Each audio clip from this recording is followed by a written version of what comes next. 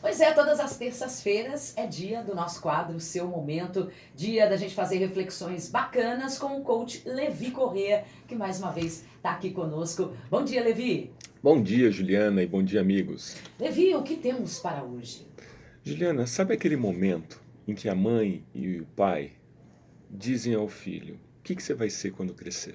Sim. O que passa será na cabeça do jovem ou daquele que já passou pelo estudo preparatório, ou que está buscando aí encarar o mercado e a profissão? Tem umas crianças que já tem na ponta da linha, né, Levi? Ah, eu quero ser isso, isso e isso, ou já desde o início já tem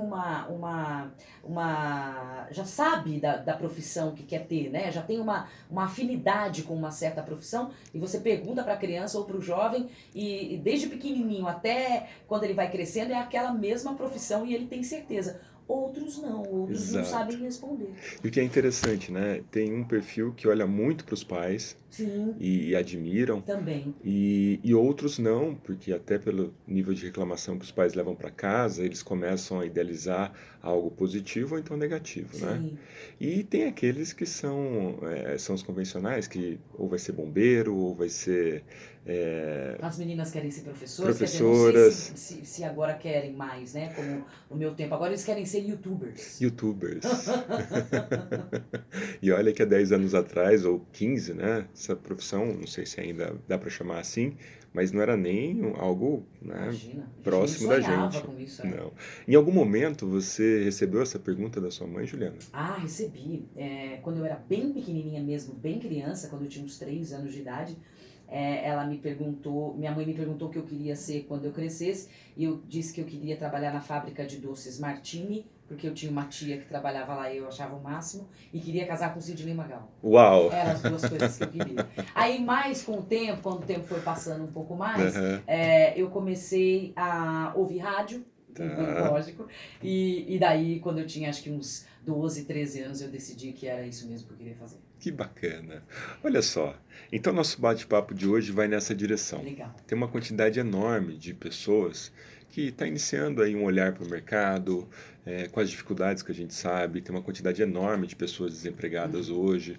Do outro lado tem o sonho, tem aquele brilho no olhar, de que forma que a gente consegue olhar para tudo isso que está acontecendo e ainda não deixar de lado esses sonhos, Esse esses sonho. desejos, Essa vontade de sonhar, essa né? vontade de sonhar, né? Que infelizmente está cada vez mais fora de moda, né, Juliane e amigos?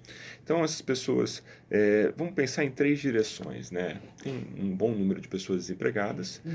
Quantas pessoas realmente que estão empregadas estão felizes na empresa ou posição que ocupam? Acho que essa é a primeira reflexão que Sim. vale a pena a gente perceber.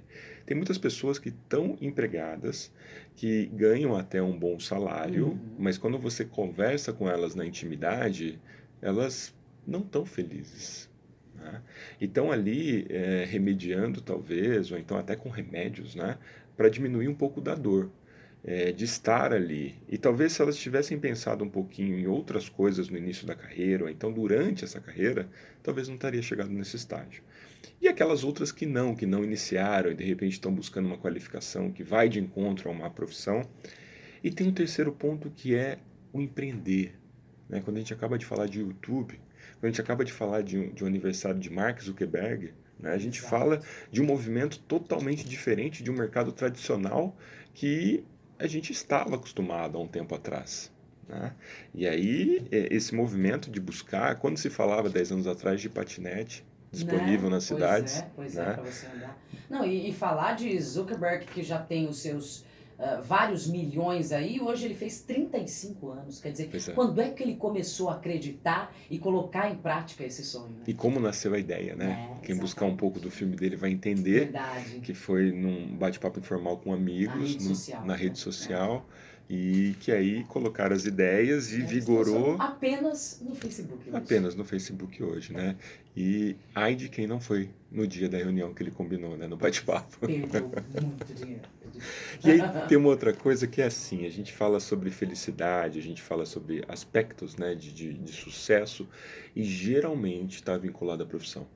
Sim, Geralmente está vinculado à sim. profissão. Claro, a profissão é um desses aspectos, mas não é só ele. né? Para trazer essa reflexão e deixá-la mais ampla e fácil para o nosso ouvinte, Juliana, eu peguei uma filosofia de vida chamada Ikigai. Essa é uma filosofia de vida que ela vem de uma ilha no Japão chamada Okinawa. Deriva do Iki, que significa vida, e Kai, realização de desejos e expectativas, né? Ou seja, os moradores desse arquipélago, eles encontraram uma maneira singular de ver e viver a vida que propicia o encontro com a sua razão de ser, ou pelo motivo pelo qual acordam todas as manhãs. Né? A pergunta que sai antes da gente entrar nessas perguntas que o Ikigai provoca é: qual que é a razão de ser? Qual que é o motivo pelo que você acorda todas as manhãs? E aí eu quero convidar você a imaginar 4 grandes círculos. Esses 4 grandes círculos são compostos por algumas perguntas para você, ouvinte, para você que nos ouve, olhar um pouco para esse momento. Você talvez seja o jovem que quer entrar no mercado de trabalho, ou alguém que quer mudar de profissão, ou enfim, em algum momento você parou e falou: eu quero empreender. Isso serve para qualquer aspecto.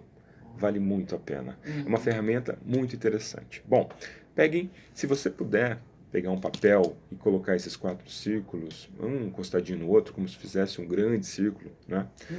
Ou então você apenas imagine. O primeiro círculo, lá em cima, está escrito assim: o que você ama? Olha, que legal. O que é aquilo que você ama fazer? O que você ama estar próximo? O que faz você... Que te dá prazer, te dá né? prazer, né? E aí do lado tem, dentro desse círculo, dois espacinhos menores ainda dentro desse círculo, que é paixão e missão. A paixão, Juliana, pesquisando, é algo arrebatador, é algo que envolve, é algo que está relacionado a instinto. E o amor é uma coisa um pouco mais controlada. Tranquila, leve, serena. Né? Te dá paz, né? Te dá paz. Né? Então, talvez comece na paixão e depois vá para o amor, e o amor é mais entendido e a paixão não. Tá tudo bem, mas entenda o que faz você se inspirar, o que você ama. Você passando por essa pergunta, você vai para uma outra pergunta interessante, e que talvez empreendedores da nossa época estão fazendo muito essa pergunta, que é: o que o mundo precisa? O que o mundo precisa? E aí vão sair coisas como paz, vão sair coisas como empatia, vão sair coisas como Deus, fé. Se você olhar como empreendedor e está criando aí um negócio, o que o mundo precisa olhando para o seu negócio? Ou o que o mundo precisa você dentro da sua vocação? Sim. Ou daquilo que você ama. Percebe que dá para encaixar aquilo que você ama com o que o mundo precisa? E se eu começo a olhar um pouquinho o que o mundo precisa e aquilo que eu amo, opa, eu tenho um sinal. Eu tenho um sinal que pode despertar através da minha vocação. Né? E vocação, talvez eu passe 10, 15, 20 anos de vida e talvez não encontre ela diretamente. Mas ela pode dar alguns sinais ao longo da trajetória. Quais as características que destacam. Quais os meus talentos, né? Aqueles testes são válidos, Levi? Na minha época era muito comum os testes vocacionais, né? É interessantíssimo para a pessoa parar um pouco e se perceber. Tá. Mas é legal também não ficar só no teste. É você colocar em prática. Porque a teoria tem um lado, mas a prática tem outro. E quando você encontra os dois, você fala: opa, é isso mesmo. Então aquilo que eu olhei para a teoria, eu coloquei na prática e isso encontrou, ou até então eu tenho muita predisposição e características para aquilo, mas eu não amo tanto. O resultado do teste deu isso, mas parece que isso não tem muito a ver comigo. Pode acontecer, né? Pode, claro que pode. Ou talvez eu não estou olhando para o que o mundo precisa. Sim. Né? E aí eu dei essa volta, eu olhei um pouquinho para o que eu amo, para o que o mundo precisa. Tem uma terceira área que é interessante, Juliana. Pelo que você pode ser pago. Olha que interessante. Dentro do que você ama, dentro daquilo que o mundo precisa, pelo que você pode ser pago. Então vamos pensar numa pessoa que falou sobre fé, ou sobre Deus, ou sobre qualquer coisa nessa linha, né? E aí vamos pegar um pouco dessa onda da rede social. Tá. O que ela pode fazer nessa direção?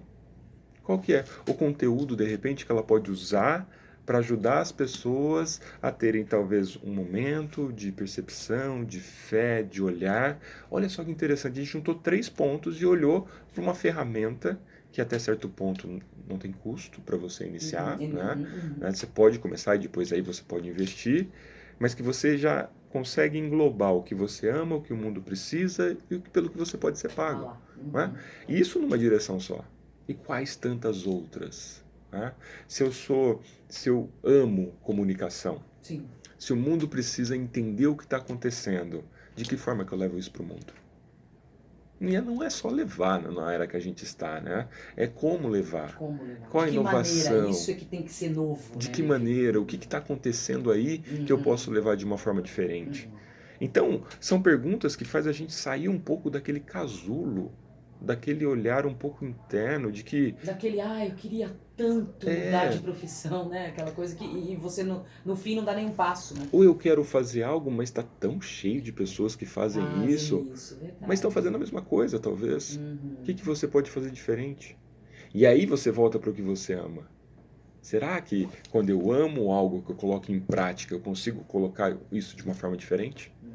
Tantas e tantas pessoas que você vê lá entregando, vê fazendo trabalho, mas falta o amor.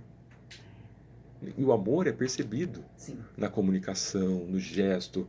Dá para perceber, né, Aquilo Juliana? que você realiza com amor fica evidente para as pessoas. Fica evidente, parece que tem algo a mais. Sim. Tem uma outra pessoa com as mesmas características que não gosta do que faz e a entrega é totalmente diferente. Né?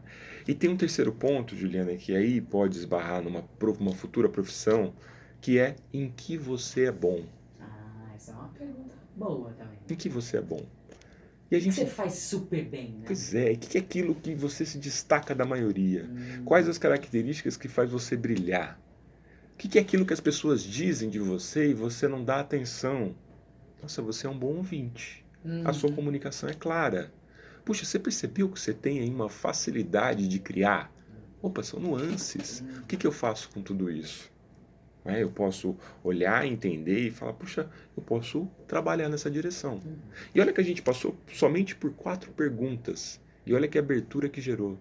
Então a reflexão que eu quero fazer para os nossos ouvintes é o seguinte, independente da fase que você tiver da vida, é o jovem que vai começar o mercado de trabalho e de repente está naquele receio de que, puxa, eu vou para um mercado de trabalho, ou então eu vou começar um projeto ou algo que está cheio de gente fazendo. Mas quem disse que você pode fazer do mesmo jeito? Quem disse que você pode fazer, você precisa fazer da mesma forma? Né? E claro, se a gente colocar isso com amor, isso pode ter uma entrega totalmente diferente. Fazer toda a diferença. Toda a diferença. Levi, eu tenho umas participações aqui, ó, bem legais. A Miriam mandou a seguinte mensagem pra gente. Bom dia, Juliana e Levi. Como é que eu posso auxiliar uma mãe que quer que o filho faça direito? E o filho diz que vai estudar história. Pensa numa guerra instalada e eu no meio tentando fazer o meio de campo, tentando auxiliar. E o cursinho tá indo de vento em popa, o cursinho que ele tá fazendo. Então é essa guerra aí. Os pais sempre tem, né? Hoje menos um pouco, mas a vontade dos pais, os pais querem que ele faça direito, mas ele diz que vai estudar história. E aí, como fazer esse meio de campo aí? Que legal, obrigado, Miriam, pela pergunta. E tem uma questão central aí. Às vezes o que a gente quer não está alinhado com o amor do filho, com a vocação do filho e aquilo que pode brilhar. Olha que interessante. Talvez a gente olhe para uma criança em que a professora está lá, está incentivando, mas é uma pessoa totalmente fora daquele ambiente convencional. Não tem nada a ver com ela está ali do lado, ela está fazendo o desenho dela, a professora cobra, tá? É um aluno mediano. Só que esse aluno, ele pode ser um grande artista. Ele pode ser um grande artista, ele pode ser um grande pintor. E aí, talvez, essa pressão, quando é desmedida, pode fazer com que esse talento que está brotando ali seja enclausurado, seja sucumbido. Isso para tantas... abafado, isso para tantas outras coisas. Claro, nós como pais, Juliana é mãe, eu sou pai, tem uma angústia. Sim. Porque a gente olha para o mercado está aí, saturado. Como assim, né? Não, e a gente fica tentando ditar regras. Não vai fazer isso, porque isso não dá dinheiro. Não vai fazer isso, porque depois você vai cansar. A gente quer viver por eles, né? Pois é, e a gente está sempre preocupado no ter. E o ter é a terceira etapa. Primeiro eu preciso ser. Sim. E quando o ser, eu olho para mim, eu olho para dentro, olho para o que eu amo, eu olho para aquilo que me faz brilhar diferente, né? Depois eu vou fazer. Depois do ser, eu vou fazer e aí sim eu tenho ter. E aí a gente muda um pouco a questão do dinheiro. O dinheiro é extremamente importante. A Sim. gente está no mundo capitalista. Mas ele é uma consequência, né? Talvez olhar um pouco nessa direção. Olhar um pouco para essa criança ou para esse jovem e entender mesmo. Talvez seja ali algo que está aparecendo, É. né? E aí vale, né? E é uma linha muito tênue entre entender se vale a pena estimular ou se vale a pena puxar e olha, é nessa direção mesmo, tá? E claro, quem está do lado tem muito mais possibilidade de fazer isso do que quem está distante dele, não, Com Juliana? certeza, com certeza.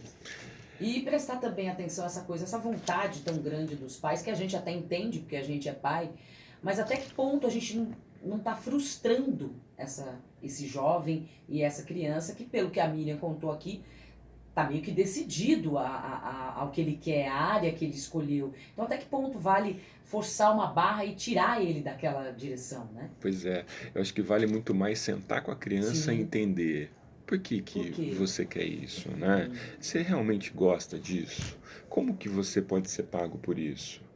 Né? Como que a gente leva isso para o mundo? Enfim, talvez sejam perguntas até um pouco mais à frente. Talvez não seja o momento dessas Sim, perguntas. né? A gente não Mas sabe direito a idade, não né? Tá sabe a fazendo idade. cursinho, deve ser um adolescente. Pois é, mas o pai, ele pode se fazer essa pergunta e tentar perceber isso no filho. Será que ele ama mesmo? Será que ele pode ser pago por isso? Será que ele é bom nisso mesmo? Porque eu tive ótimos professores de história, Eu Juliana, também. que eu ficava apaixonado de olhar para a aula e ver como que ele conseguia pegar um tema que era um tema duro e deixar leve.